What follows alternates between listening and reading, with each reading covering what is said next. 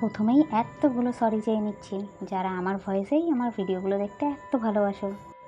আসলে কিছু ব্যক্তিগত কারণে ভয়েস ওভার দেওয়া হচ্ছিল না।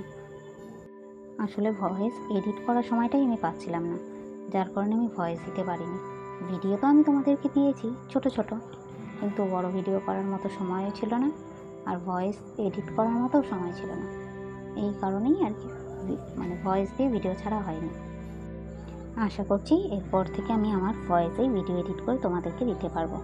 আরও সুন্দর সুন্দর কেকের ভিডিও আমি তোমাদের সাথে শেয়ার করতে পারবো নিজে ভয়েস করে। সুন্দর সুন্দর কেকের ভিডিও তো আমি তোমাদেরকে দেবই, তার সাথে তোমরাও জানিও কীরকম ভিডিও আমার চ্যানেলে দেখতে চাও। আমি চেষ্টা করব তোমাদের পছন্দের ভিডিওগুলোকে তুলে ধরার। চলো তোমাদের সাথে এবার কেকের পরিচয়টা করিয়ে দিই।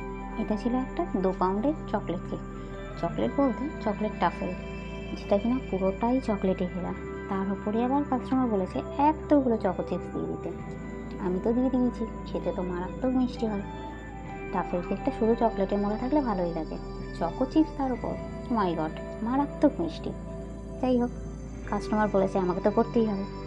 তারপর একটু ফাঁকা ফাঁকা লাগছিল বলে সাইড দিয়ে আমি এটা নোজেল করে দিয়েছি, কারণ সে একদম সিম্পল ছোট্ট একটা ডিজাইন দিয়েছিল, জাস্ট 2-3টে চকলেট গোজা সাইড দিয়ে।